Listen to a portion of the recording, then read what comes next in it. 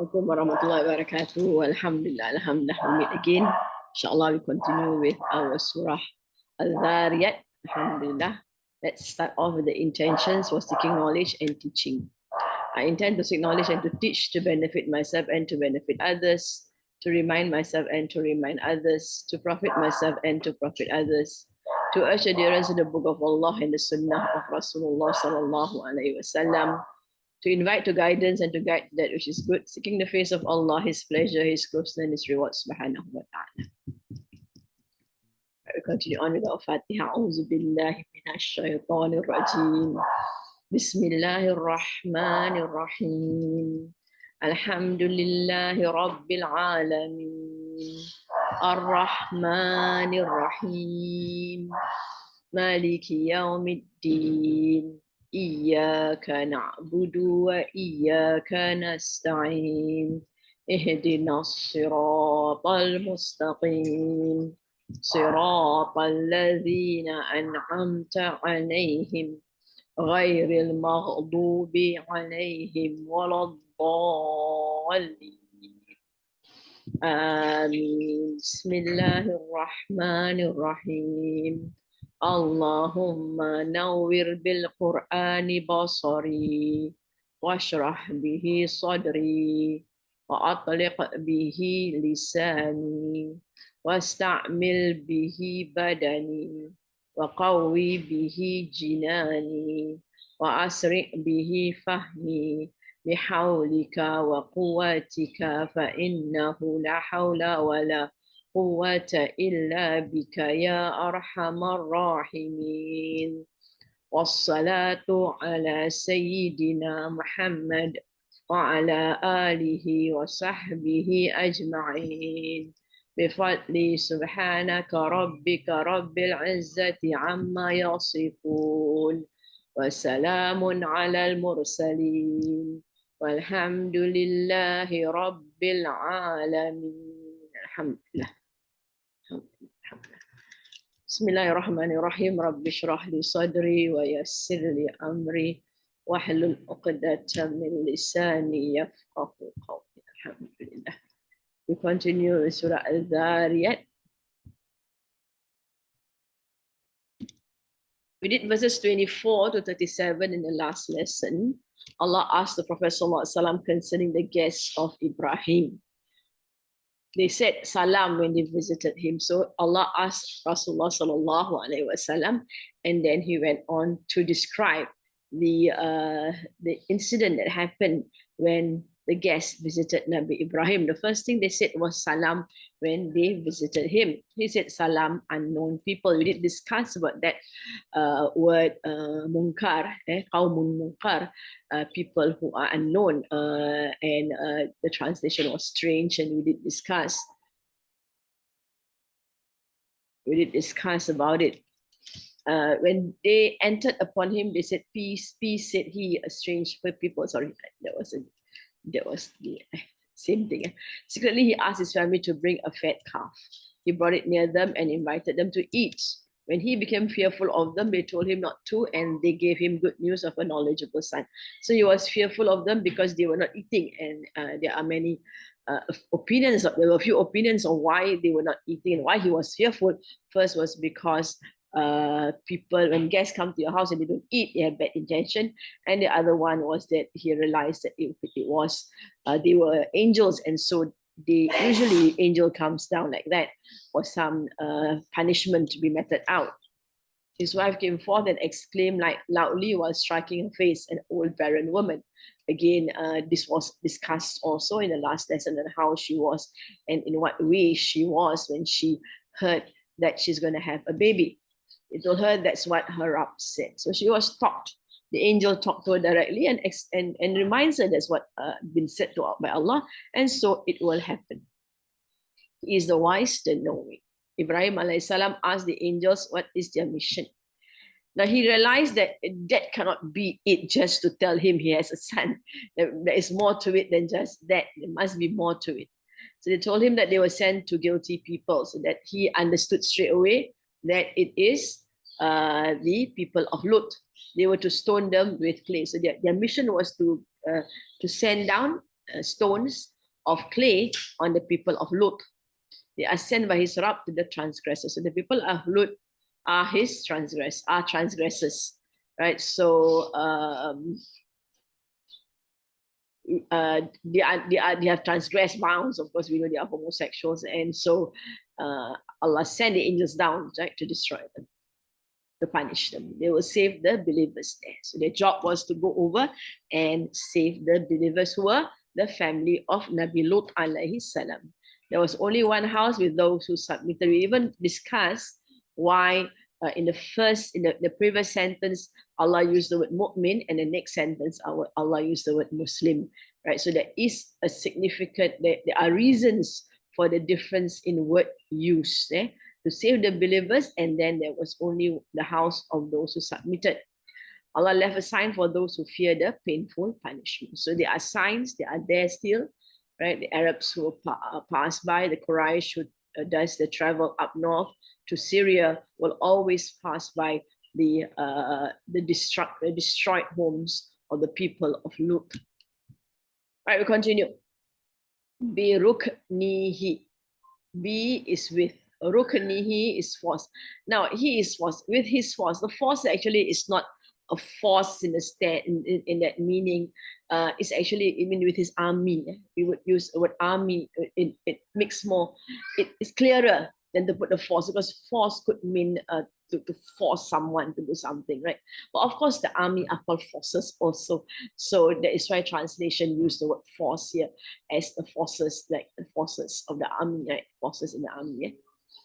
All right, then we have fanabadnahum. Fa is then.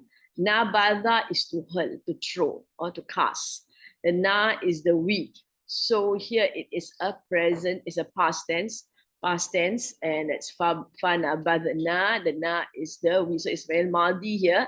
Home is them. Then we hurled the mulim from the word lawama, right? That is to be blamed. Mulim, one blamed. So this is one blamed. Sorry. Yeah? So this is passive. The one blamed. The one blamed.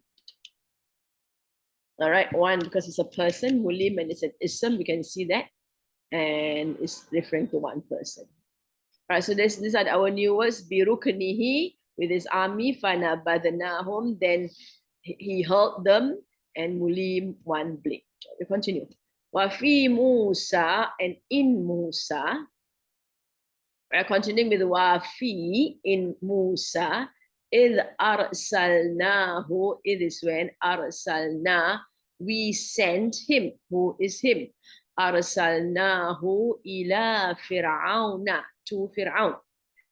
Id arsalnahu ila fir'auna. Ila, we can see surah jar, but we have Fir'auna there. That means Fir'aun doesn't go into a with a kasra, right? So it stays there as in fathah, right? But it is a jar state, right? So it is built on na. Fir'aunu is there, but not Fir'auni. Right? Ila Fir'auna bisultanim mubin, with clear authority. B is surah jar, so sultan goes into jar state, kasratain, and mubin also kasratain. This is descriptive, right? Sultan is authority, mubin is clear, with clear authority. Wa fi Musa id arsalnahu ila fir'auna bisultanim mubin. Right? And in Musa, when we send him to Fir'aun with clear authority. All right, so why in Musa? So these are lessons in Musa. All right, because the previous one was, this is a lesson, the previous verse was lessons for those people who fears a terrible punishment. So in Musa, id arsalnahu, when we send him to Fir'aun with clear authority. So it was clear, he was sent to Musa, Allah sent him to Musa, and he had clear authority. This verse is actually connected to the account of Ibrahim alayhi salam.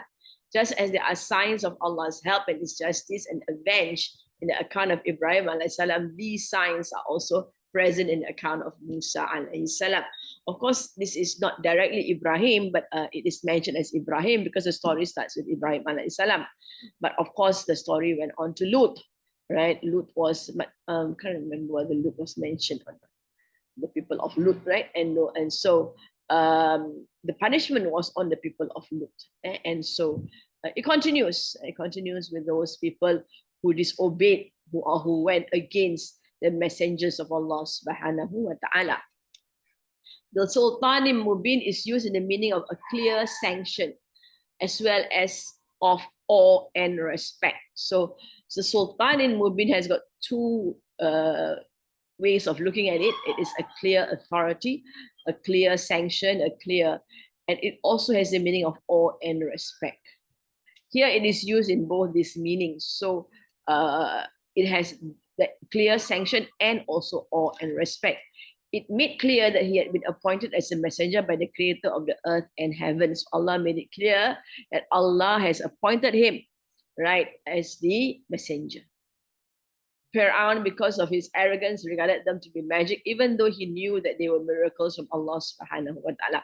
So they were in awe of what he brought, but because of his arrogance, he does not want to accept it, and so consider it as magic because it's something out of the world.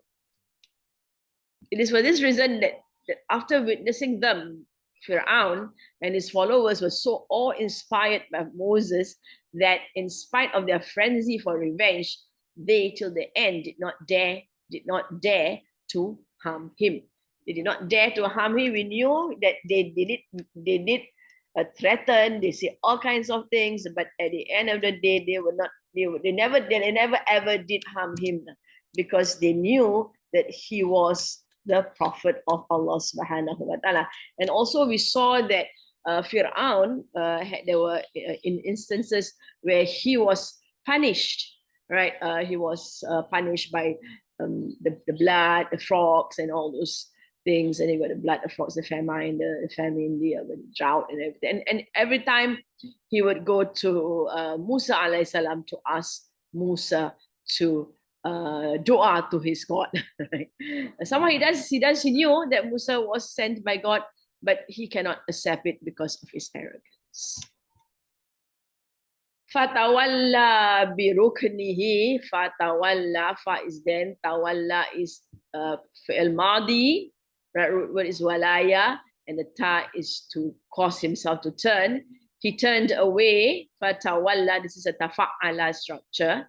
And he turned away biruknihi, with his army. So we're going to change here from the force to army, with his army, right? Ruknihi, waqala, and he said, a magician or madman. Sahir, from the sihir, and our majnoon is mad, right, from the word jinn. Actually, majnoon comes from the word jinn because people believe that people who are mad are possessed by the jinn. That's why they are called majnoon, and those who are possessed by the jinn.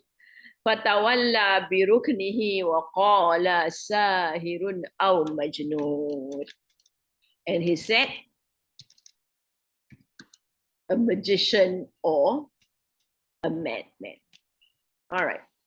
So fatawalla. So Allah describes the actions of Fir'aun, right? Fatawalla. He turned with his army. So not him alone, but he had the army with him. That means the army were obedient. The army was obedient to him, and they followed him with whatever he did. So they didn't want to accept the clear authority, the message from Musa alayhi salam. The clear authority Allah gave to Musa alayhi salam was his powerful argument and irrefutable proof, as well as that people were in awe of his presence. But here we do not go into the details of his audience with Fir'aun, where he went into the palace and communicated with Fir'aun and tried to rationalize with Fir'aun, right? As Allah subhanahu wa ta'ala has instructed him to go and try to convince Fir'aun and be good to Fir'aun. I mean, be courteous and not rude, right? This all in the previous in another part of the Quran. But here is just that Fir'aun saw this and he got turned away from Musa alayhi salam. Yet Fir'aun arrogantly turned away with his army and rejected the clear authority. وَقَالَ سَاهِرٌ أَوْ مَجْنُونَ, and he said, a magician or a madman. So here we see the resemblance with Rasulullah sallallahu alaihi wasallam. Those people, they cannot find any other reason to give and to denounce the Prophet, as in the Quraysh also called Rasulullah a magician or a charmer or a madman, one possessed by the jinn. Now Allah subhanahu wa ta'ala has presented proofs to show that there is no way a jinn would speak the way Rasulullah has spoken. But that is the way of the people. Here we have Fir'aun doing that. وَقَالَ سَاهِرٌ, a magician, أَوْ مَجْنُونَ, or a madman. Why is he called a magician? Of course, because of his the various miracles that he was able to perform. And Majnun, well, because he talks about God.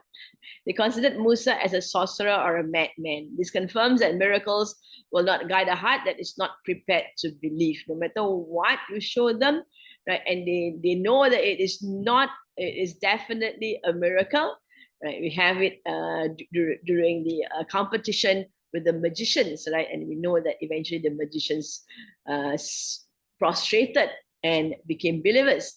And Fir'aun, very quickly, very cunningly, he told the audience, and there was a big audience there, and it would be difficult for Fir'aun actually to, it would be seen that the magicians realized that whatever Musa brought was not magic, but from Allah subhanahu wa ta'ala. So Fir'aun was very quick in saying that Nabi Musa alayhi salam was the chief of the magicians. That is why it was just a show, and the magicians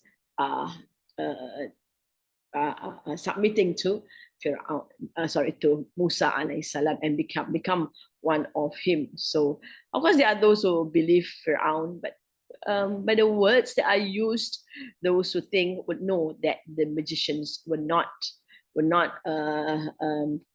followers of, were not students of Musa alayhi salam, but they truly realized that Nabi Musa brought had divine assistance. So no matter what miracles you bring, if the heart is not prepared to believe, it will not believe.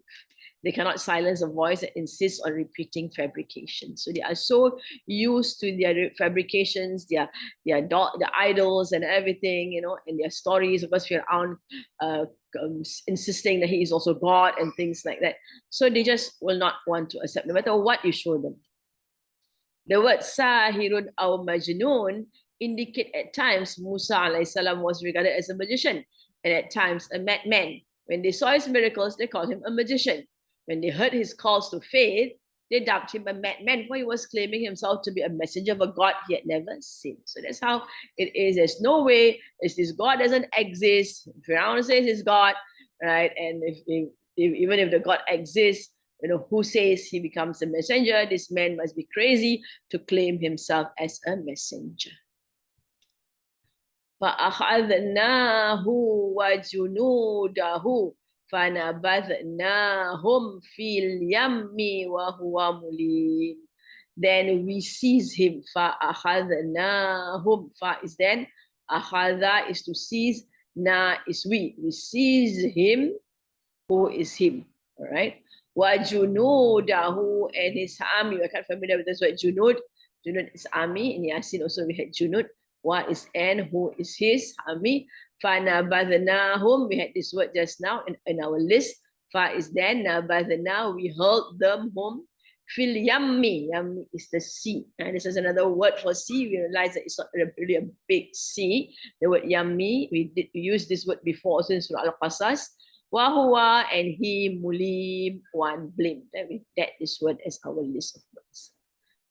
So we see him and his hosts, and they use the word host here, which is quite, some of us are unfamiliar with that. Host means army, actually. And hurled them into the sea, and he was blamable. فَأَخَذْنَاهُ وَجُنُودَهُ. So here is nasab because they are the one that is hurled. فَنَبَذْنَاهُمْ, and they were the one that seized. فَنَبَذْنَاهُمْ fil yamina is a home together with him and his army. fil yammi wa huwa mulim. All right. So Allah says, فَأَخَذْنَاهُمْ وَجُنُودَهُمْ. First they were seized, and then they were thrown into the sea. All right. With other stories, other parts of the Quran, right? Wasn't this strong in the sense that they actually followed Nabi Musa alayhi salam through the sea, which was split open using the staff by the powers of Allah subhanahu wa ta'ala via the staff of Musa alayhi salam. But Allah says Allah seized them and cast them right in the sea. So it was of Allah's powers and Allah's decree that they were drowned in the sea. فَأَخَذْنَاهُ وَجُنُودَهُ. So not only him, but his army, all of them were drowned in the sea. Allah seized them and his armies and threw them in the sea. Our armies are mentioned here to point to the reason of his arrogance. They not only are they he's arrogant because it's such a huge army. We are aware also that Allah mentioned that he gathered a huge army from every corner of his country, right, to chase after Musa when he realized that Musa and the Israelites had escaped, right? So that he was really proud of his army and he believed they would be able to destroy Musa. And of course, we saw also that Musa reached the edge of the sea, right? The others, the Israelites, the thousands of them, the Israelites were very worried what's going to happen as they see Fir'aun approaching them. And Nabi Musa alayhi salam had no worries because he knew Allah instructed him to do that. That means Allah will give him a way out. That's why he said, Inna ma'iya rabbi sayahdin. Surely I am with my Rabb. Ma'iya, with me is my Rabb. Ma'iya rabbi, my Rabb is with me, and he will sure guide me. So you have no worries when you do things according to what Allah wants you to do. And that point in time, Allah subhanahu wa ta'ala asked Musa alayhi salam to strike the sea, and the sea splits into 7 lanes. 12 lanes for the 12 tribes of Bani Israel, right? So despite the fact there's a big army, right, they were not able to, they were destroyed. It was his reliance and trust on them that made him haughty. The way their fate is described shows that their status was no more than that of a handful of dust or ashes. So the Almighty got hold of it and strewed it into the sea. Right? They were strewn into the sea, right? So that was what it was. Right, they was because Allah seized them and just threw them into the sea. They are just, despite their arrogance, they are nothing but a dust or ash, just like dust or ashes, which can be easily grabbed and thrown into the sea. Huge army he had. This is a betrayal of the extreme and boundless power of the Almighty. The greatest manifestation of arrogance of an arrogant person is no more than a handful of hay. So the words in itself, right, suggests the insignificance of people who are arrogant, right, who think they can do whatever they want to do. Wa huwa mulim, and he one blamed. All right, so here Allah did not include the army. The previous one, yes, Allah included the army. Here Allah just identified him alone, wa huwa, and he one blamed, and Allah used an ism to show that he is the one responsible for everything. The words refer to the fact that Fir'aun himself was to blame for the fate. No other person was responsible for it. The Almighty fully informed him of good and evil through his messenger, but arrogance had got the better of the senses and intellect, so much so that he never got ready to reflect on this, and he led his whole nation to grief. Right? It was very clear in the other parts of the story that he was adamant. He was just against Musa alayhi salam. No matter what Musa said, Allah has instructed Musa to go to him and try to purify him, and he wasn't ready to be purified. And he did all kinds of things. It was about 10 years when Musa tried to actually convince him, but he was not convinced. Or he doesn't want to be convinced. He knew, but he doesn't want to accept Musa alayhi salam. That is why Fir'aun has been, Abu Jahl has been likened to Fir'aun, because Abu Jahl also was in the same state like Fir'aun, in the sense that he was very arrogant. He didn't want to accept Rasulullah sallallahu, although he knew Rasulullah sallallahu was the prophet. However, it is also said that Abu Jahl was worse than Fir'aun, because Abu Jahl till the end didn't want to accept Rasulullah sallallahu, whereas Fir'aun, as we know, right, when he was dying, he said he believed in the God of Musa. All right. But of course, the time is over. The time when you see the angel coming to you to take your soul, your chance is already up. All right, let's recite the Musa and Fir'aun. وفي موسى إذ أرسلناه إلى فرعون بسلطان مبين فتولى بركنه وقال ساهر أو مجنون فأخذناه وجنوده فنبذناهم في اليم وهو مليم. All right, continue. Next set of word, aqim, barren. The barren, aqima. Of course, we see that this is in its nasab state with a fatha there. Tadaru. All right, the ta is an it. It can be she, it can be we, you, right? The zara is the root word, means to leave, to abandon. Karamim, this is a ka first, it's a like that. Al-ramim, the decomposed. Like the decomposed. Al-ramim, kal-ramim, so ka is sort of jar. And this one, ramim, is in its jar state. The one is fa'atau. Atau, fa is then. This is fi'il madi, past tense. The waw alif is they. Then they were defiant, and atau means to defy. All right, the words there, al-aqim, the barren. Tadaru, it leaves. Karamim, like the decomposed. Fa'atau, then they were defiant. Wafi adin, and in ad, إذ أرسلنا عليهم ريح العقيم. إذ, when أرسلنا, we sent عليهم, on them, ريح العقيم, a devastating wind. All right, that's why we saw aqim as barren. I didn't, there are a few translations for the word barren there, and I didn't choose the word barren because it's a bit strange to describe the wind as barren, but we will see why it is called barren, the word aqim. Rih is wind, so the, because it's ar-rih al-aqim, the devastating wind, and we see that it is in its nasab state here because it is a thing that is being sent. We sent on them. So alayhim is on them, to show, to emphasize, to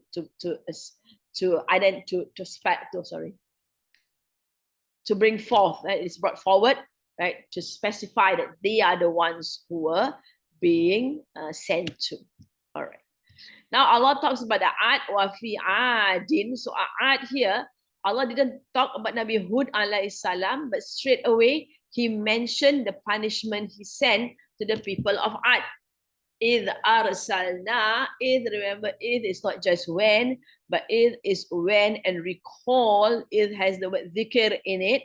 That means remember and recall when we send. So it's Allah who sent, we send on them, specifically on them, the devastating wind. So wind was sent on them. The fate of the people of Ad is highlighted here. For those who can seek a lesson, there is a lot that can be learned from this account when the Almighty unleashed on them a barren wind, a fee, and that means lesson, and in Ad is a lesson. So the fee means in Ad is a lesson. The other type, the other verse, we had and wafi Musa, and in Musa is a lesson. So here we're going to get lessons from the people of Ad. The expression Rihal Aqim refers to a wind which produces no benefits, neither rain nor any other. It's just a dry wind that it bites. Sometimes if it's cold, if it's hot, it's really, really hot. It doesn't bring rain. It doesn't bring anything. It's not something which people would like to have. The wind is described in Arabic as Aqim, not Agim, Aqim, which literally means chara. it is given this description because unlike what they expected, it did not bring them water and life.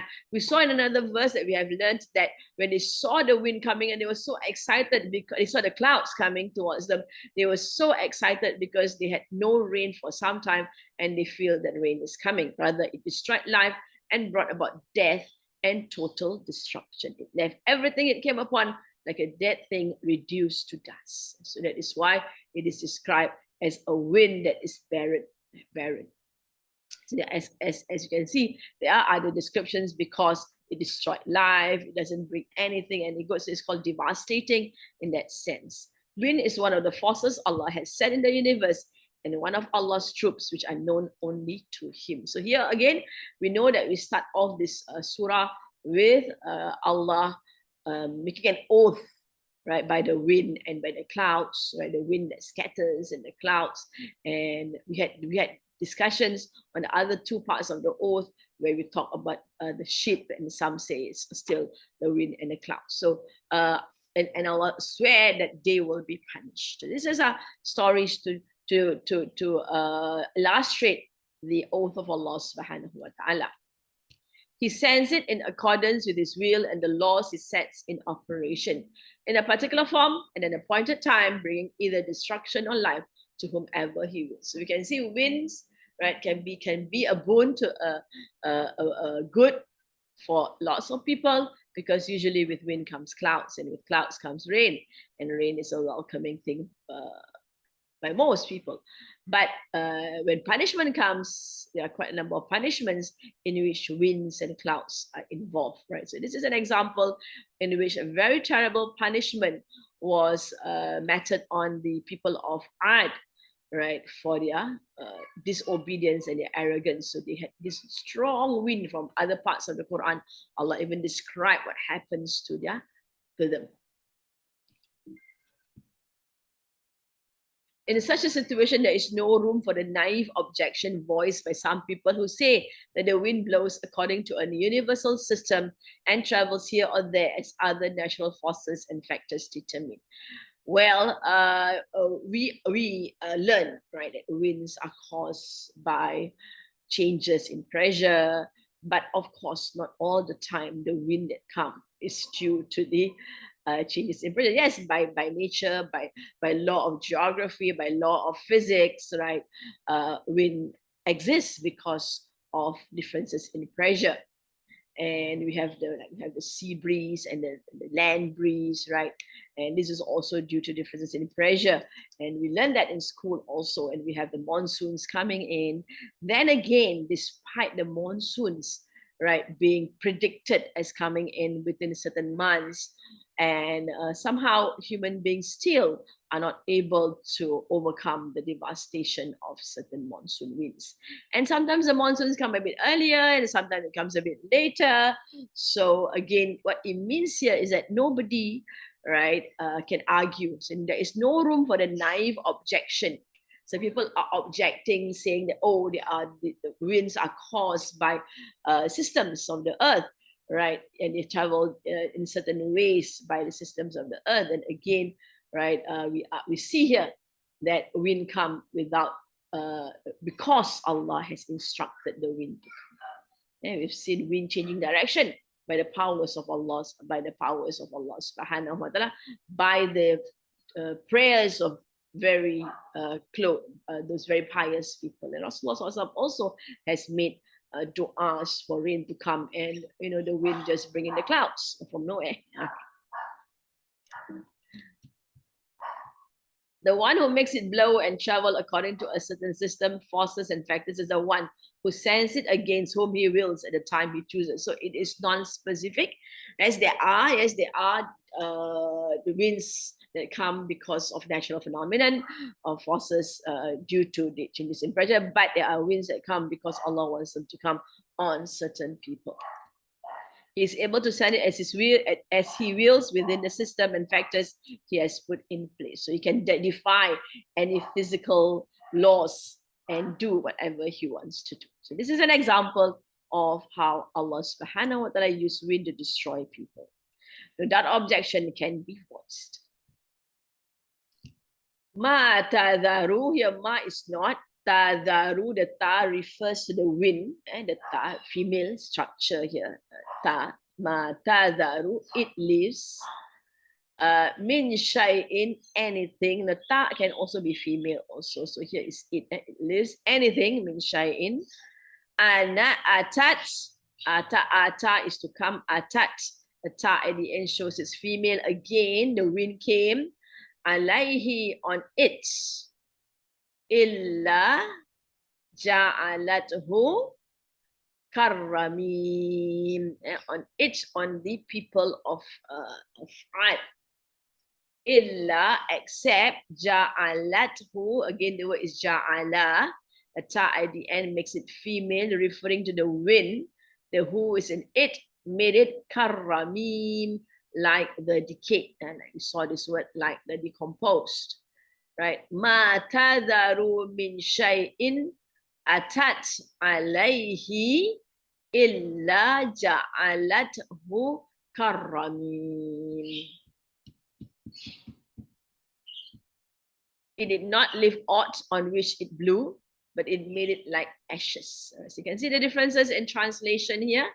It did not leave aught. Aught is anything on which it blew, on which it came. It came there, right, on it, but it made it, except or but it made it like the decayed or like ashes. Everything is gone, right, to crumbling things, to decayed things, to decomposed stuffs that you cannot see them at all. So Allah says, Ma tazaru min shay. This is to further describe the how the wind strikes them, the effect of the winds on the people, the wind on the people of Ad, right? Nothing is left at all, and the wind came on them and they became decomposed, gone, nothing at all. So the arrogance of the people of Ad, thinking they are powerful, building this, building that, strong, right? They were really arrogant. In other parts of the Quran, Allah described their arrogance against Nabi Hud alayhi salam, making fun of Nabi Hud alayhi salam. But here, nothing is described of Nabi Hud alayhi salam except the punishment on the people of Ad. It's quite strong here because the people of Quraysh are very aware of who the Ad is and what happened to them. Stories abound, and the stories of old are always being told and being reminded. People know the story, and as mentioned, the people of Quraysh, they travel south, as in Surah Al-Ila fi Qurayshin, right? They travel up north and they travel down south. In winter, they go south, but it's not too cold. That south on north is very, very cold. So they go south, they go to Aden, maybe go to Mukalla to get their wares to sell in Medina. Also, they bring it up north to sell. Also, so they exchange, they travel from north, they buy things, and then they come back to Mecca, not Medina, Mecca to sell their stuffs, and then they would bring the stuff also down to Yemen and bring it back. So this is what they were doing. So they knew exactly who the Ad is, and Allah just describes to them. Nothing at all is left on them, and they were made like rubbles. This verse portrays the destruction caused by this wind. It crushed everything it passed by to bits. The word karamin refers to decomposed pieces and fragments of bones, ropes, and wood. This word was used in Surah Yasin when the person said, "Who will recreate these bones?" And he took the bones and they crushed it in front of Rasulullah sallallahu alaihi wasallam. Because the bones in Mecca, after people have been buried for some time, Mecca is a desert, and so it dries up really fast and it becomes very brittle. You can just take the bone and crush it. So they crush it already. So that is the ramim that was described there. Pieces, fragments of bones, tiny things are completely destroyed. Cold wind, because of its low temperature and dryness, strips things of their vigor, freshness, and life. So here, the Mufassirin is assuming that the wind is really cold, very biting wind, not giving anything at all, and everything is dried, right? It's brought to dryness. Nothing at all. Leaves. And such a wind is strong also, then it crushes to bits and pieces crops, vegetation, and all other life forms. That's what happens to the people of Ad. Wafi Thamud, now we go on to the people of Thamud. Again, it is the people that is mentioned here, not the Prophet Saleh. So we had Nabi Saleh with Thamud, but Nabi Saleh was not mentioned, just as in the previous two verses. Nabi Hud was not mentioned, but Thamud is mentioned. And lessons are in Thamud, Wafi Thamud. You can see Thamud in Samuda, there's no Samudi because although Fi is sort of jar because Samud is stuck, is fixed at that da, at that fatha and not going into kasrah state. Wafi Samuda is qila, when was said, is, right, remember, recall, and was said lahum, to them, tamatta'u, from the word mata'a. Mata'a is to enjoy. Tamatta'u, an instruction, enjoy yourselves. The ta at the beginning has an yourselves being embedded there. Tamatta'u, enjoy yourselves. Hatta hin, until a time. وفي ثمود إذ قيل لهم تمتعوا حتى حين.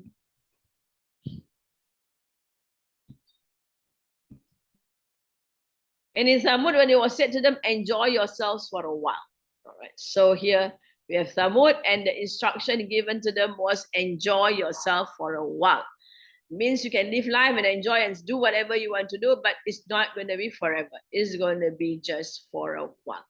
وفي ثمود إذ قيل لهم تمتعوا حتى حين. After the Ad, a reminder is sounded of the fate met by Thamud. All right, Ad is south, Thamud is north. Thamud is Madain Saleh, is in Saudi Arabia, but to the north, nearer to Jordan border. Right, so that's Thamud. So they would pass by Thamud also. So Thamud are those familiar to them. The story of Thamud and what happened to the people of Thamud. In the account too, there is a lot from which people who want to take a lesson can do so. You can learn lessons from the people of Thamud. When it was said to them, enjoy yourself for a while. The words Hattahin specifically refer to the time when their rebellious leader had hamstrung the she-camel, and their prophet Salih alayhi salam had sounded a final warning to them that they now have very little time to enjoy the luxuries of the life, for their doom was at hand. This is one opinion, right, that this is said to them that they will have only a few days.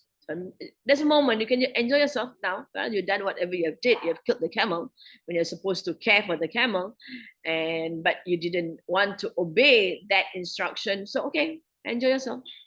Right, you asked for it, but after only for a while. And some say it is at the beginning when Nabi Saleh brought the message, and they were arrogantly against the message of Nabi Saleh. So there's also groups of arrogant people who think they are great because they can hew rocks and make houses in rocks, right? And they think they are so powerful, nothing can destroy them. What is stated here concisely in the words is elaborated upon in Surah Hud in the following words. Yet they slew her. So he said, you have but 3 days to your ease in your dwellings. This threat shall not prove false. It's going to happen, right? Exactly as it is said. It is evident from this verse that even after the final warning, when they had killed the she-camel, they were given a further respite of 3 days, in which, if they had wanted, they could have repented and saved themselves from the torment. So, according to Mufassirin, in those words, right, in telling them that the punishment is going to come, you're going to have only a few more days. So it is telling them, do repent, because there's a prophet there, right, bringing the message to them and telling them that it's a punishment.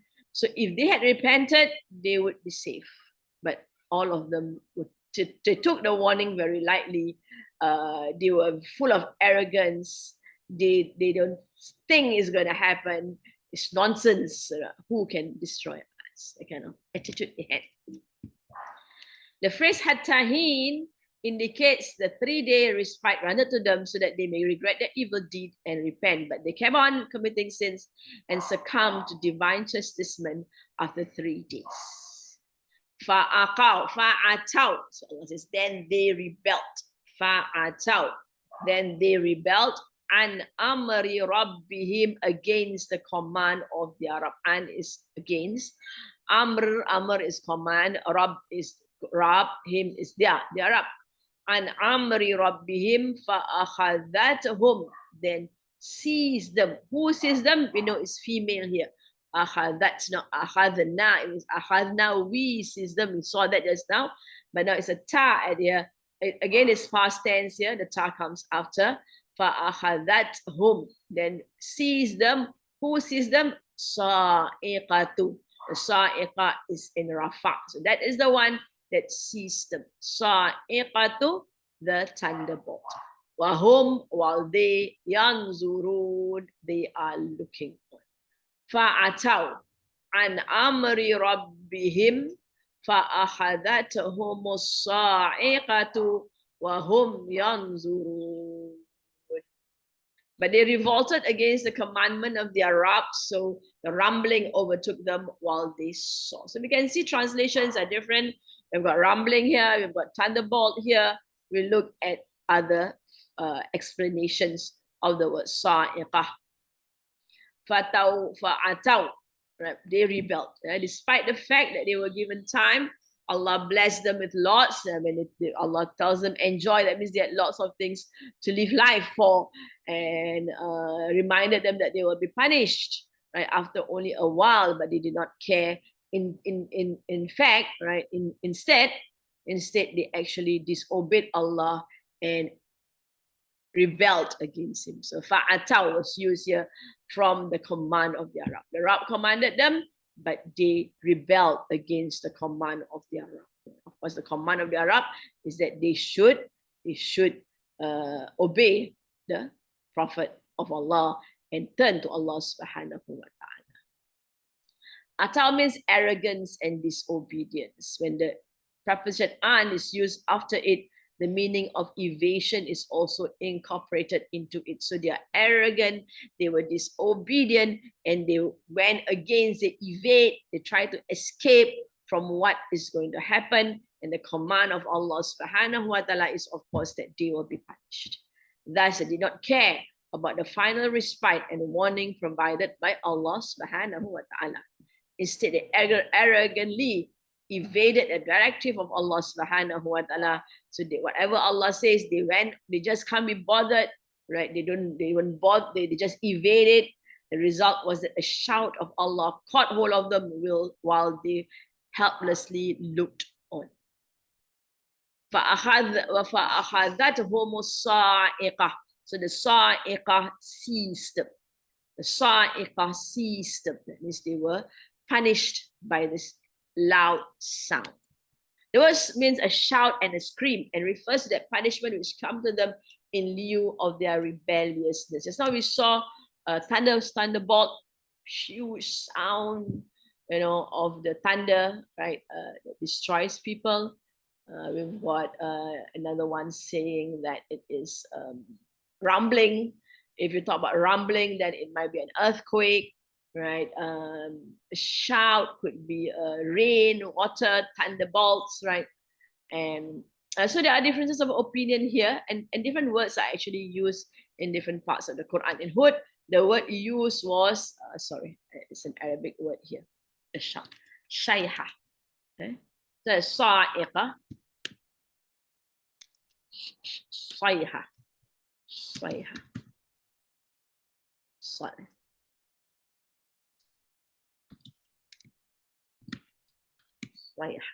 And in Surah Yasin also it was used. Sayha. Sayhatan wahidatan fa'idahum hamidun. It was just a sayha. Sayha, which means a shout. The form in which this shout of God manifested itself for them shall be explained later. It is said that the torment was Gabriel's awe-inspiring shout, as a consequence of which they lost consciousness and perished. All right, so it seems that quite a number of Mufassirin, right, have tried to describe or explain what really happened. Right, it could be a thunderbolt, very strong thunder that shook everyone. But what is important here is that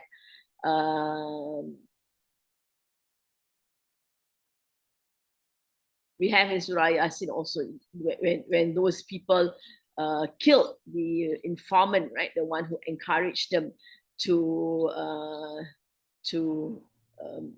to believe in the three messengers, right? They killed him. And then he was killed and he went to heaven. And Allah says, وَإِذَا قِيلَ لَهُمُ اتَّقُوا وَإِذَا قِيلَ لَهُمْ قيل ادخل الجنة قال يا ليت قومي يعلمون بما غفر لي ربي وجعلني من المكرمين, right? And Allah says, and after him, Allah doesn't need to send an army to destroy them. It was just one shayha, and that's it. They are silenced, right? So that could be a scream, a shout, but what is important here is for us to understand that human beings cannot handle sounds. When the sound is too loud, it actually destroys people. And this is what we call resonance and frequencies. Frequencies are so high frequencies, but it actually causes the whole system, organs to crumble. That is how weak human beings, even just one shout can destroy them. So whatever the shout is, whatever the case is, they were destroyed. They were seized by a shout. وَهُمْ يَنْظُرُونَ, while they looked on. So they could see what happened, but they couldn't do anything. Here Allah says they were looking on, right? Most probably they see their friends. Others are saying that their group went out and then they saw what happened and they were also seized, right? So they were looking on. There are many things concealed in these words. Firstly, this punishment came very openly. That means it can be seen. People kept on seeing it and could do nothing to save themselves. One after another were destroyed by the sounds that was heard.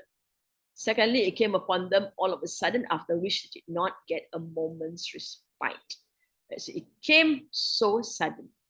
Another place, the words used are, we sent upon them a single shout, and they became like the trampled hedge of a sheepfold builder. So Allah describes in different senses to put forth different ideas or different feelings for people to realize the kind of damage that they had to go through, the kind of punishment they had to go through. Here they could see.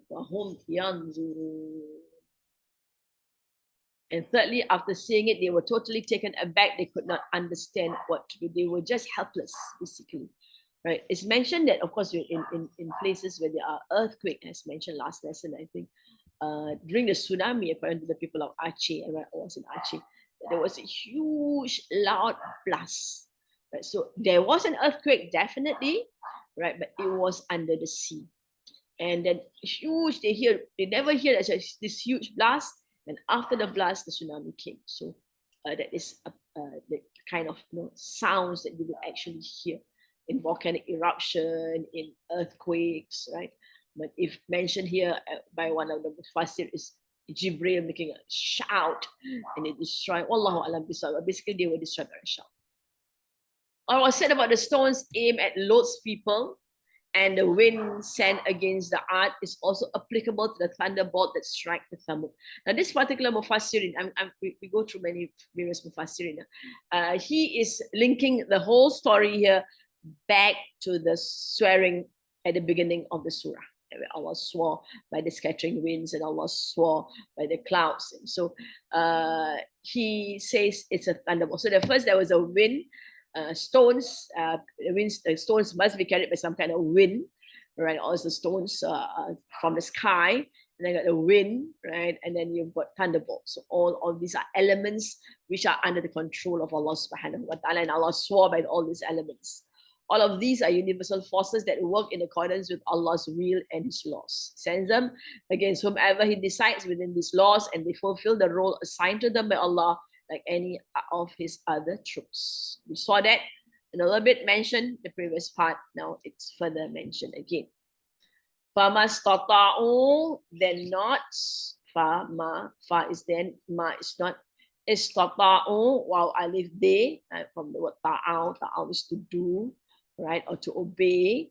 Not they were able to, and actually the istar structure comes in as past tense here. Min qiyam, of standing. So they couldn't even stand. Qiyam is to stand. Wama, and not kanu, they were muntasirin, those who help themselves. They can't even help themselves. They were so weak, the sound just sort of destroyed them. They look on, they can see themselves, but they couldn't even stand up. They couldn't even help themselves. And another part, they were kneeling, right? They were kneeling just as they cut off the knees of the camel and put the camel through great torture. They themselves were tortured, punished, kneeling down. Right, so they were not able to rise up, nor could they defend themselves. They cannot help themselves. فَمَا اسْتَطَاعُوا مِنْ قِيَامٍ وَمَا كَانُوا مُنْتَصِرِينَ. Allah described further that they were just so helpless. They could not even stand up. The sound was so strong that they couldn't stand. They were so weak that they were unable to stand, what more to escape and run away from it. There was no way they can escape the punishment that was on them. وَمَا كَانُوا مُنْتَصِرِينَ, and not they were those who can help them. So they thought they were strong, they can do anything and everything, but at that point in time, when they were punished, they couldn't even help themselves, but more help others.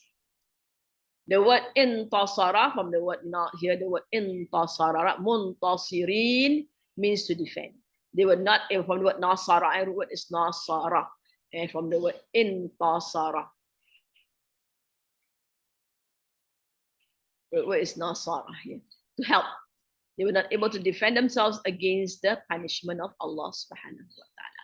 This reveals that the people of Thamud did not die right after the awe-inspiring shout, but lost consciousness and lost their lives later on. They were so weak. To mention, they said they didn't die, lost consciousness. He's saying that they fainted, right? But somehow the verse says that they were looking on, they were so helpless, they were so weak, they couldn't help themselves, they couldn't even stand, right? And try to escape from that terrible punishment that was on them. وَقَوْمَ نُوحٍ مِّن قَبْلِ. I missed it, is it?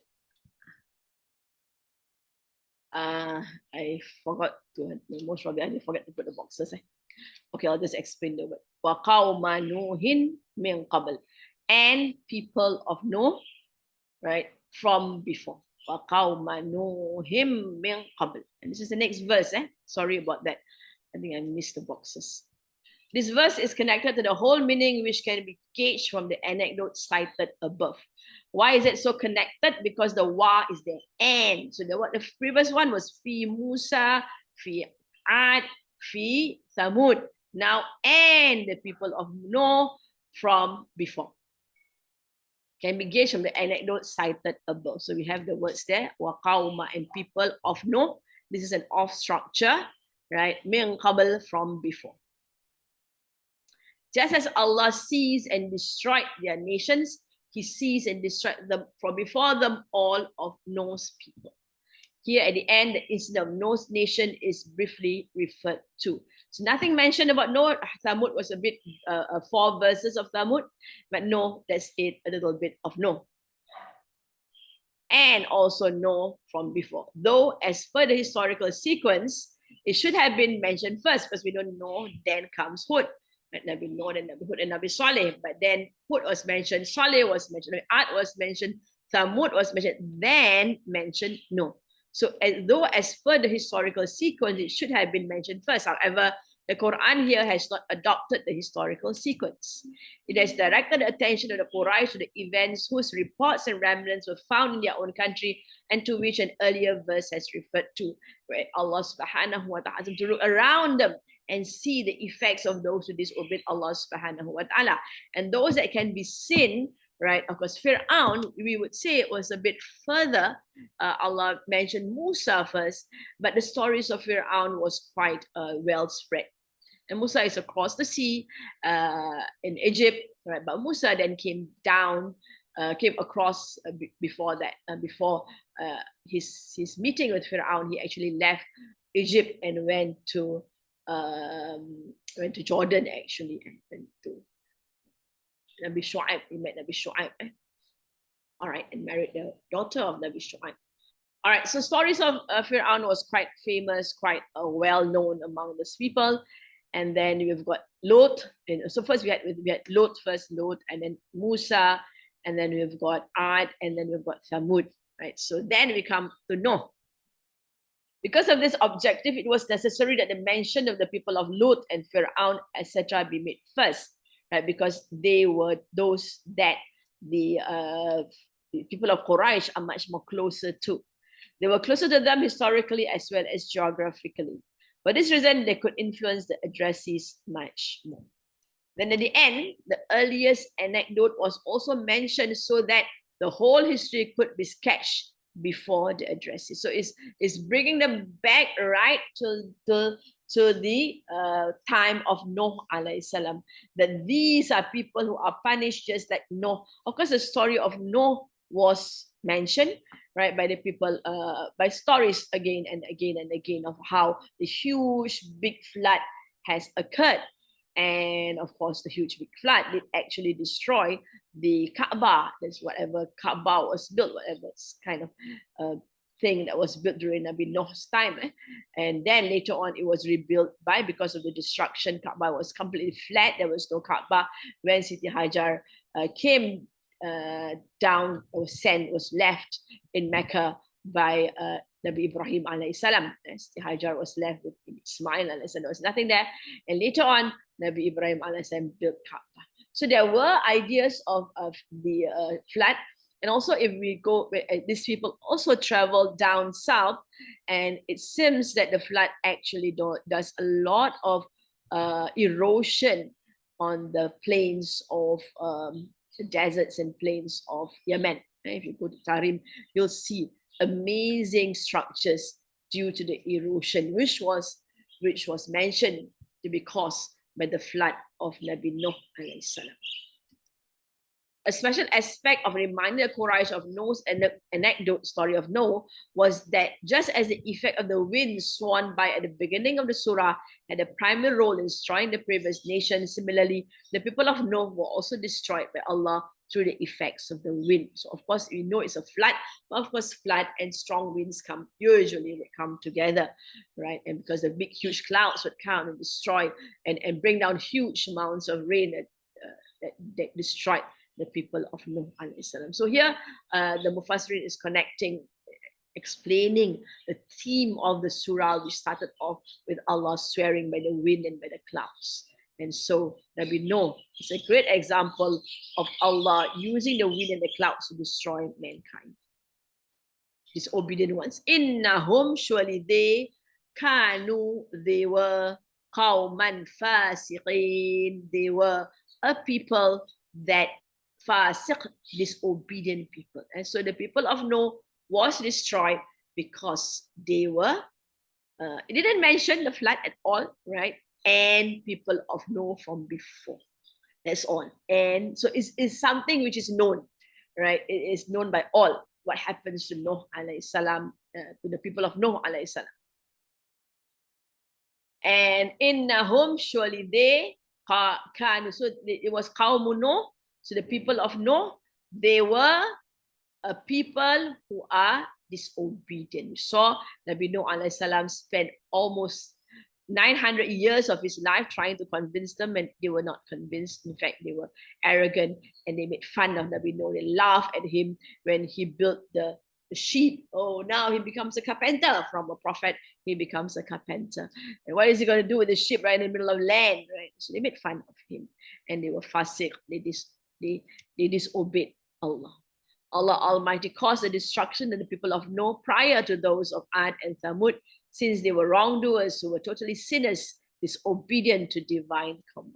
I'll explain why they were punished, because they disobeyed fasiq, continuously in a state of disobedience. Qawman fasiq, and fasiqin here is nasab, because qawman is nasab, is a descriptive here, describing one another. Yanun, we are aware, can both be nasab or jar. But when it's rafa, it will be waw nun, for those who are learning grammar. Just revising the grammatical items here. It is believed, prophetic calls, as a consequence of which they were given the ultimatum and were afflicted with the recompense of their vicious deeds, the excruciating torment. These blessed verses treat of 5 prophets and their peoples and the torments inflicted upon the disobedient people. So we had Lot, Musa, Ad, and we've got Thamud, people of Ad, people of Thamud, and people of Noah. All right. The reminder serves 2 purposes. Firstly, warning others against disobedience to Allah Almighty, which necessitates divine torments, illustrating those in store in the hereafter. Which means that they will get, those people who disobeyed Allah were punished in this world, and they will be further punished in the next world. And secondly, consoling the Prophet Sallallahu Alaihi Wasallam, the noble Prophet of Islam, encouraging him to entertain no sorrow because of some people attributing unbefitting qualities to him, including sorcery and madness. So telling them that Allah is telling them Allah will be with him. Let them say whatever they want to say about Rasulullah Sallallahu Alaihi Wasallam. They have scorned him, they have humiliated him, they have, mocked him. They said all bad things about him, which was very difficult for the Prophet Sallallahu Alaihi Wasallam, because he was a man of great honor, a man of truth, right? To be called the madman, to be called sorcery. When you call a person a magician, you are actually saying that he has some relations with the jinn, which is very, very dishonoring. He is thereby reminded that people have been the same at different times, and those seeking truth are very few in number. Former prophets were patient against these believers' persecutions and persevered firmly in propagating their prophetic missions. The Prophet of Islam is encouraged to persevere firmly in the cause of Allah like former prophets. Right, so this is what's going to happen. They will be punished, right? You just go on doing your work. A point which needs to be kept in consideration is that in anecdotes which begin with the name of the prophets, the element of good news is dominant. So we saw here talking about we have 5 stories here. First story referring to Nabi Ibrahim, talking about the good news to Nabi Ibrahim having a child. Then we've got reference to the people of Lot, or instead there was no mention of Lot, I can remember, but those who are criminals, so they will be punished. Right? The angels will come down. The angels are there to send punishment on them. And then we've got Nabi Musa talking about the authority that Nabi Musa was given, the clear authority given to Nabi Musa alayhi salam. And then we have the people of Ad. So that was mentioning, when Allah mentions, it's about us to be focused, to realize that there are certain terms which Allah used, and that when it's prophet and it's good news, but when it's talking about not the prophet, the people, right? When talking about after that, in anecdotes which are related by names of nations, the element of warning and admonition is dominant, right? So Ad was straight away into the punishment. Thamud, straight away into the punishment. People of Noah, straight away into punishment. And so this is how scholars actually look and realize that there are embedded words, right? Words used by Allah, right, to signify certain things or to highlight certain things. Only those who are aware can see the relationship that was present in these verses from Allah subhanahu wa ta'ala. Among the nations, Ad and Thamud are specially mentioned. The reason for this is that the punishment which visited them came in the form of striped clouds. Reflection will show the sequence which is found in the oaths is the same as the one found in that of the nations. So as mentioned, the oath again, this particular Mufassirin always refers back to the oath at the beginning of the surah, right, to show the punishment using the various elements that Allah swore by. The mention of the Ad and Thamud, the Ad were mentioned first because not only were they historically earlier, but also because of the fact that the punishment which came upon them was a result of the effects of winds and cloud. As far as the story of Noah is concerned, it is an immortal sign from Allah of His mercy on all nations and peoples. Right? The following verses testify to this reality. Inna lamma tagal ma'u hamalnakum fil jariyah linaj'alaha lakum tadhkiratan wa ta'iyaha udhunun wa'iyah. And when the water exceeded the limits, it is we who carried you upon the ark to make this incident a reminder for you, and that retaining ears may hear and retain it. But of course, it's in the Surah Haqqah, in this particular surah, not much is mentioned, right, except that they were people who are fasiq, and in their stories, there are lessons, and in their finally coming back to Nabi Nuh alayhi salam, lessons to be learned, right, from the punishment on them. This anecdote is an amalgam of the miracles found in the earth and the heavens, the winds and the clouds, the water and the ships. So he's saying that there have been no stories, right? Relates all the various forces, the earth, the heavens, and the earth blew out water, the heavens throw down water, the winds and the clouds, then the water and the ships, and these are elements of the we did mention about the ship also in the swearing of Allah subhanahu wa ta'ala in the third part. Because of this comprehensive nature, it occupies the status of an anecdote in which, I know it's a story, in which arguments drawn from the world within man and the one outside him are all amalgamated. Thus, it was very apt with regard to the testimonies borne by the winds stated earlier and the signs found in the heavens and the earth, and within man stated later, that the anecdote of Nuh alayhi salam be recounted and portrayed all these realities before the we go back to the swearing that was made. Moreover, the Ad and the Thamud were given the vicegerency of this earth after the people of Noah. Right? After Nabi Noah, the huge, great punishment, the flood, the great flood, right? We have the people of Ad and the people of Thamud who were reminded of the punishment on the people of Nabi Noah alayhi salam, but they were too arrogant to even bother about it. For this reason, it was very appropriate that with their mention, the people of Noah also be mentioned. All right. So other examples of this also exist in the Quran, where Allah says, وَأَنَّهُ أَهْلَكَ عَادًا أُولَى وَثَمُودَ فَمَا أَبْقَى وَقَوْمَ نُوحٍ مِّن قَبْلِ. So the word min qabl is used here, وَقَوْمَ نُوحٍ مِّن قَبْلِ. And it is he who destroyed the ancient Thamud, Adan first, and then Thamud also, sparing no one. Before them, the people of Noah also. So people of Noah, right? Then you have the word min qabl here being used in this verse and also in another verse in the Quran, right? In Surah 53. Right? Min qabl, the word min qabl is used in this surah since this anecdote is a famous and ancient one and common to all nations. A brief reference to it was enough. Moreover, it was presented as a final anecdote. So from before, everybody knows about Noah alayhi salam. So the word shows that long time ago, this was a punishment. Punishment has gone on and on and on with Thamud, with Ad and Thamud. Furthermore, because of conciseness, a mere change in style was enough to afford it the status of an independent and important tale. Thus, the word wafi nuhin were not used as used in wafi Musa and wafi Adin. So instead of wafi nuhin or wafi instead of highlighting fi there, Allah just used wa qawma nuhin. On the contrary, the words used are wa qawma nuhin. So no more fi here, but just the people of Noah, so that this changed style of its own sounds, the importance of this anecdote. So all these things are grammatical or are nuances, words used in language, right, to emphasize, to highlight or to bring forth the importance of the story, right? And only those who are familiar with such use of language will realize the importance or the way Allah actually uses words, right, to highlight stories.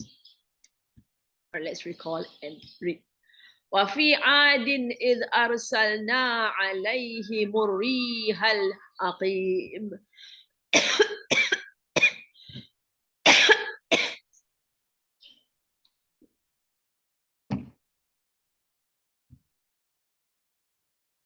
ما تذروا من شيء أتت عليه إلا جعلته كالرميم وفي ثمود إذ قيل لهم تمتعوا حتى حين فعتوا عن أمر ربهم فأخذتهم الصاعقة وهم ينظرون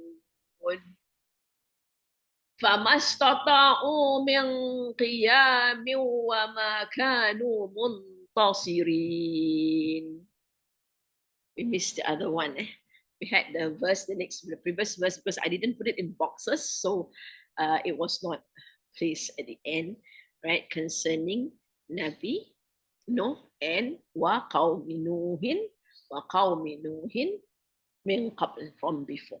Right? They were punished because they were fasiq.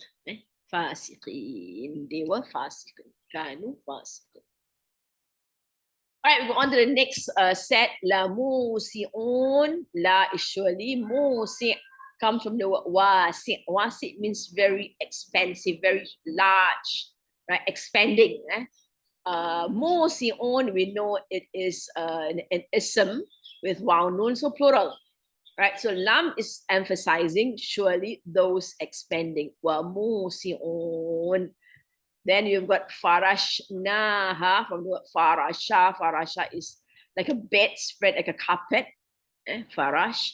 Na is we, so we spread, so it's past tense here. Ha, it, we spread it. Then you've got al-mahidun, mahid, from the word bed actually. But this one refers to a person, continuous, right? And waw nun, plural, so the ones who spread out. Al is the. It's the words here we have. La musi'un, surely those expanding, but farashnaha, and we spread it, and then al-mahidun, the ones who spread out. Was-sama'a banaynaha, and the sky. Sama is the sky, one sky. Banaynaha, bana'a is to build. Na is we, so we constructed or we built it. Ha. So we can see that ha is referred, the sky is referred to as a female entity. We see a ha being used as a pronoun for the sama. Was sama'a, and the sky. We constructed it. Bi-aidin, with power. The word yadun actually means hand, but it also has the meaning of power and might and support also. So translation here is with power. Bi-aidin. Bi is sort of jar, so aidin, jar state. Wa inna, and surely we, all right, there's two words there, inna na actually, but the nun is brought in, the nun alif, which means we, and surely we, la musi'un, surely those who expand. Was-sama'a banaynaha bi-aidin wa inna la musi'un. And the sky, we constructed it with power. Look at the sky, we know how extensive is the sky. It's just amazing, right? You look at the stars and the moon and the sun, right? And it's just kept up there, and Allah kept on telling us there's no pillars to be there. Of course, for us that we have learned from the astronomers or whatever knowledge that the human beings have gained and we pass on to us, we believe in just empty space, right? But Allah subhanahu wa ta'ala somehow describe it as a canopy. Now, if it's a canopy, it cannot be empty. It means that there is like some kind of a roof kind of thing. And he did mention that in the final days, the last day of the world, right, it will be stripped open as if it's a canopy, which is going to be torn out, and all the things in it, all the stars and the moon and whatever planets and whatever thing in the universe, in the sky, would actually crumble down. Sama means the sky of the earth, right? And when Allah says samawats, then he talked about the seven skies, which are beyond our senses. And the samawats, and it's the first sky, the second sky, and the third sky. These are skies that are in the unseen realm. But the sama is seen by us, and we are, of course, very much awed by the great sama that is above us. We created it with power, with might. The common meaning of the word aidin is the hand. However, it also signifies power and might. The fact that it's undefined is to magnify its importance. What is the meaning of undefined? We have aidin. Aidin, we call it nakira. There is no al to it. When it's defined, it's al. When you say the sound, so the sound is defined. But when you say a sound, we don't know the kind of sound it is. So that's why it's called undefined. So it magnifies its importance. In linking this verse to the ones above, there's a wa there. The wa is to link. Why is it a link, right? By the sky, which Allah created with his might and power, right? Because the previous verses were talking about punishment, right? So in linking this verse to the ones above, in which historical arguments are cited in favor of reward and punishment, Allah has directed attention to his power and might, which every person can see by observing the vast expanse of sky and its majesty above him. So the relationship is that to show the powers of Allah subhanahu wa ta'ala.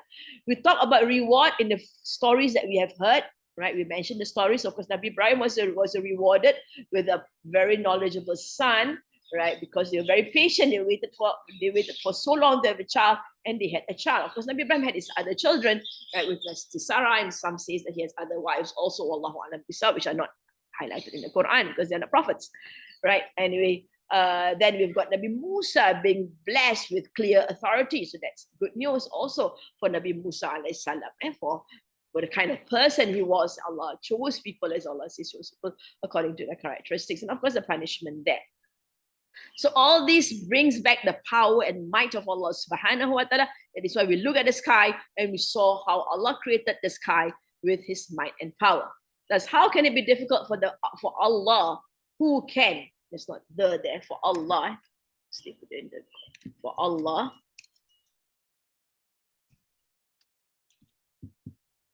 who can bring into existence the strong and limitless sky to recreate mankind once it dies and become dust. So that it is always the compelling question or the compelling uncertainty of the Quraysh. They are always arguing against resurrection. So all these things points to the powers of Allah subhanahu wa ta'ala. He can recreate people when they die because he is able to create more than that, right? In Surah Yasin also, it was also mentioned, right, when they say, who is going to create these dust bones when it becomes crumbled? Here, Ramim and Nabi Allah Rasulullah was taught to say, right, the one who created the skies and the heavens is able to create anything. So Allah made it as a high roof protected from falling. So it's banainaha. It's a structure. It's a structure. Sky is a structure.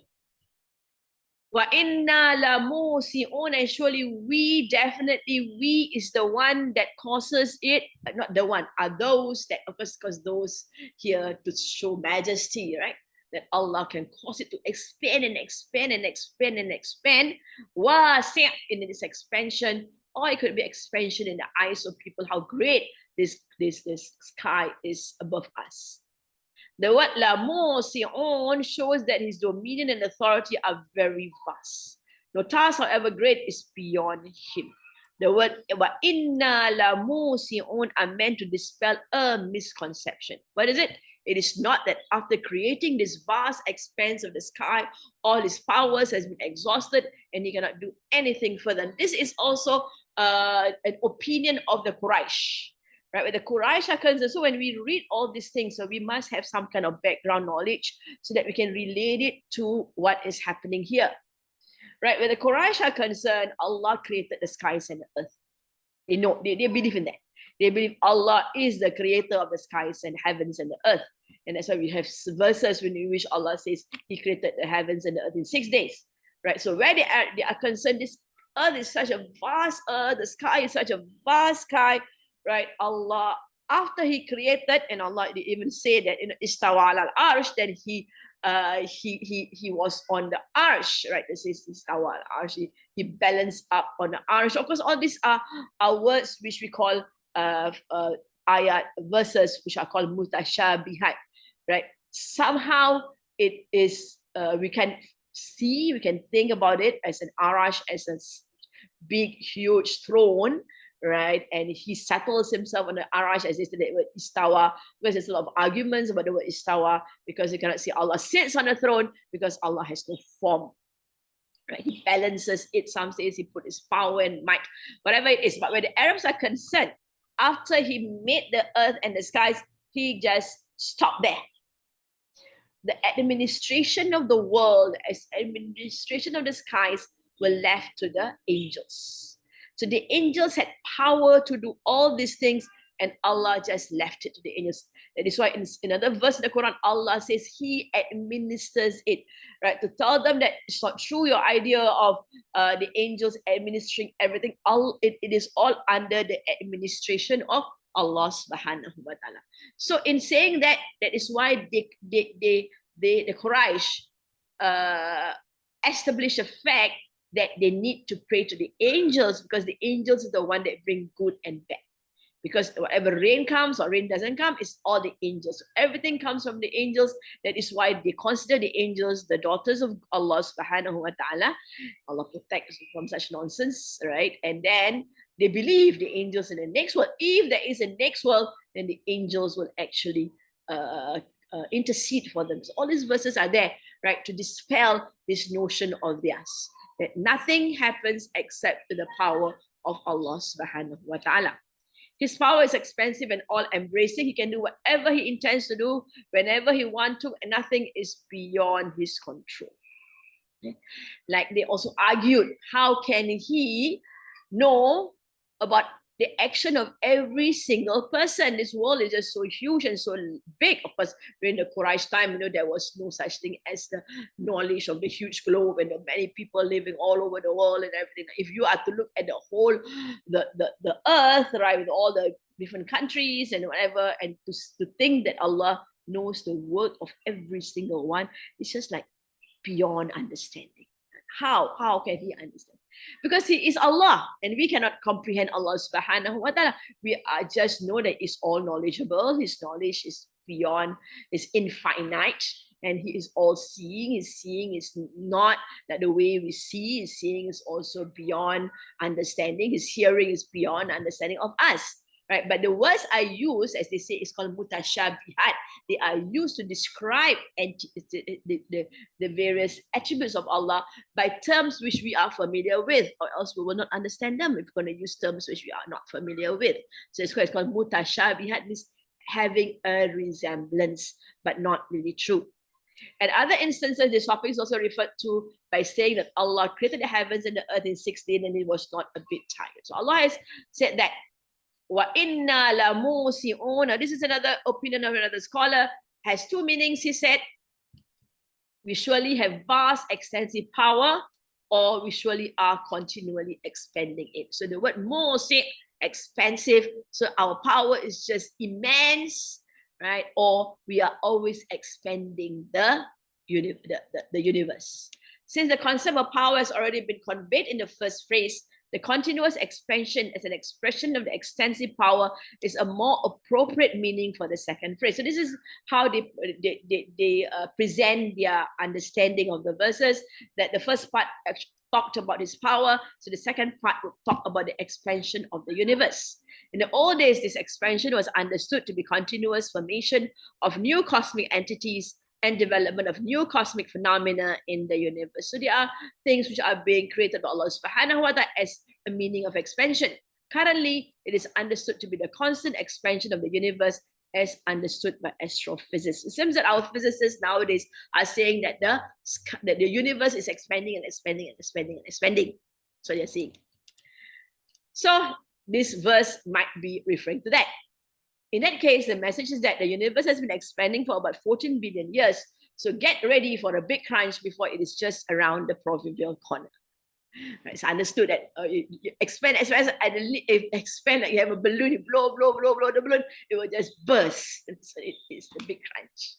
That's what our astrophysicists are predicting. Obviously, it being close at hand will be interpreted according to the cosmic timescale applicable to the universe. Regardless of how the verse is interpreted, the point is that the universe is a witness of the capability and power of Allah subhanahu wa ta'ala to destroy this universe, to recreate an eternal one, and to resurrect all human beings, to hold them accountable for the life they lived in the temporary world. So at the end of the day, it's all about believing in resurrection. And all these are proofs of resurrection.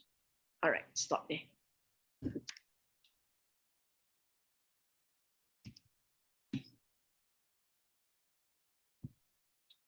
Allahumma arhamna bil Quran waj'alhu lana imaman wa nuran wa hudan wa rahmah. Allahumma dhakkirna minhu ma nasina wa'allimna minhu ma jahilna warzuqna tilawatahu آناء الليل وأطراف النهار واجعله لنا حجة يا رب العالمين. اللهم أستودعك ما علمتني فردده إلي وقت حاجتي إليه فلا تنسينيه يا رب العالمين. بسم الله الرحمن الرحيم. الحمد لله رب العالمين والصلاة والسلام على سيدنا محمد وعلى آله وصحبه أجمعين. ربنا انفعنا بما علمتنا ربي علمنا الذي ينفعنا ربي فقهنا وفقه أهلنا وقرابات لنا في ديننا مع أهل القتر أنثى وذكر. بسم الله الرحمن الرحيم. العصر إن الإنسان لفي خسر إلى الذين آمنوا وعملوا الصالحات وتواصوا بالحق وتواصوا بالصبر. سبحانك اللهم وبحمدك نشهد أن لا إله إلا أنت نستغفرك ونتوب إليك. سبحانك اللهم وبحمدك نشهد أن لا إله إلا أنت نستغفرك ونتوب إليك. سبحانك اللهم وبحمدك نشهد أن لا إله إلا أنت نستغفرك ونتوب إليك. الحمد لله الحمد لله الحمد لله.